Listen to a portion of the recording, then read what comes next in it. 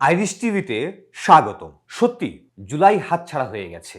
পরিবর্তনের জন্য আরো অনেক মায়ের বুক খালি হবে। গতকাল ৮ই আগস্ট ২০২৬ গাইবান্ধার সালাউদ্দিন সন্ত্রাসীদের আক্রমণে চিকিৎসারত অবস্থায় গতকালকে মারা গেছেন। সেই একই হামলায় ১ মাস আগে সাইফুল্লাহ বারী মারা যান। কেন?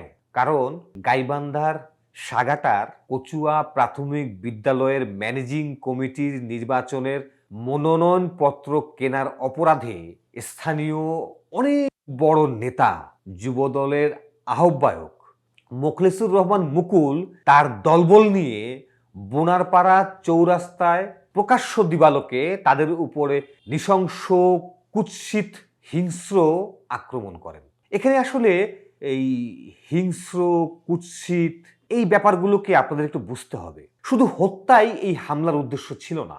এই হামলার উদ্দেশ্য ছিল এই হত্যাটাকে একটা ব্র্যান্ডিং করা, যাতে এই হত্যাটা ওই স্থানীয় লোকজনের, দেশের লোকজনের দীর্ঘদিন মনের ভিতরে দাগ কেটে বসে থাকে। এই সন্ত্রাসী আক্রমণটা যেন আমাদের মনে ভয়ের সঞ্চার করে, আমরা যেন মনে রাখি তারা আমাদের বস, না হলে আমাদেরকে মেরে ফেলবে। এই উদ্দেশ্য নিয়েই, এই ব্র্যান্ডিং এর উদ্দেশ্য নিয়েই তারা প্রকাশ্য দিবালোকে চার রাস্তার মোড়ে তাদের উপরে শাবল ধারালো অস্ত্র দিয়ে হামলা করে। শাবল তাদের গলার ঢুকিয়ে এফোর ওফোর করে দেয় এবং ধারালো অস্ত্র দিয়ে তাদেরকে স্টেপ দেওয়া হয়। সেই হামলায় সাইফুল্লাহ বারী উপস্থিত স্থানে মারা যান, আর সালাউদ্দিন বিগত ১ মাস হাসপাতালে মৃত্যুর সঙ্গে যুদ্ধ করে গতকালকে তিনি তার শেষ নিঃশ্বাস ত্যাগ করেন। ঠিক এই সময়ে এইরকম ঘটনা আমাদের সমাজে খুবই সাধারণ, সবার কাছে গ্রহণযোগ্য হয়ে গেছে। ব্যাপারটি এইরকম, কোনো প্রতিপক্ষ থাকবে না। একদলীয় শাসন ব্যবস্থা কায়েম করার লক্ষ্যে বিএনপি প্রতিজ্ঞাবদ্ধ। এই হত্যাগুলো আমাদেরকে আবার নতুন করে ভাবতে বাধ্য করছে। হয়তো আমরা খুব শীঘ্রই দেখব পেছনে স্বৈরাচার, সামনে অন্ধকার। কারণ বাংলাদেশের জনগণের কাছে খুব বেশি একটা সুযোগ নেই।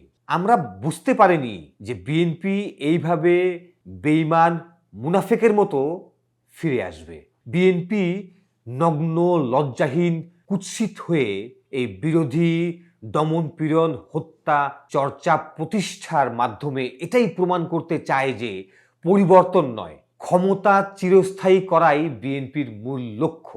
তা না হলে এত লজ্জাহীনভাবে নগ্ন হয়ে দেশ দখলের প্রয়োজন হতো না।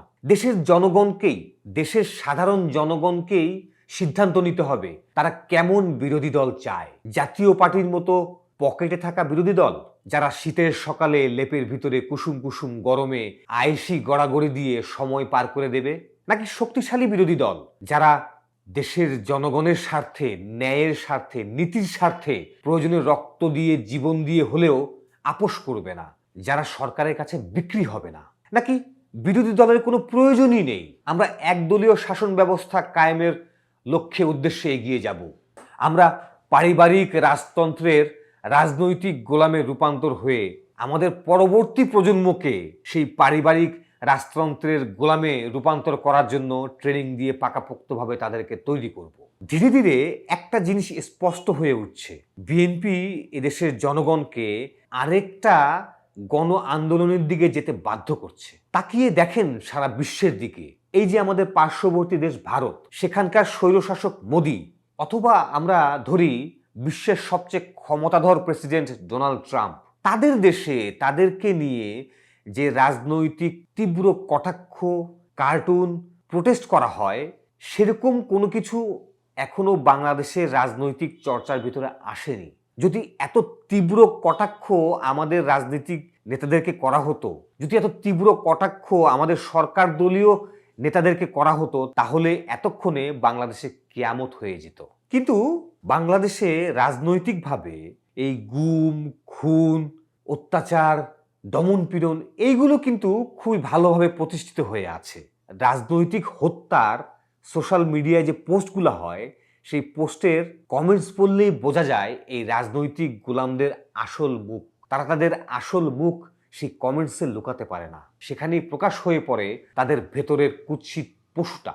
সবচেয়ে বেশি দুঃখ হয় তখন যখন দেখি যে এই লোকগুলো যারা পারিবারিক রাজতন্ত্রের রাজনৈতিক গোলামে রূপান্তর হয়েই ক্ষান্ত হয়নি, তারা তাদের পরবর্তী প্রজন্ম, তাদের সন্তানকেও এই রাজনৈতিক রাজতন্ত্রের গোলামের রূপান্তর হওয়ার জন্য তাদের ডিএনএর অনেক ভেতরে এই বীজ রোপণ করে দিয়ে মিথ্যে শান্তির ঢেকুর তুলতে তুলতে আরামে ঘুমিয়ে পড়েন।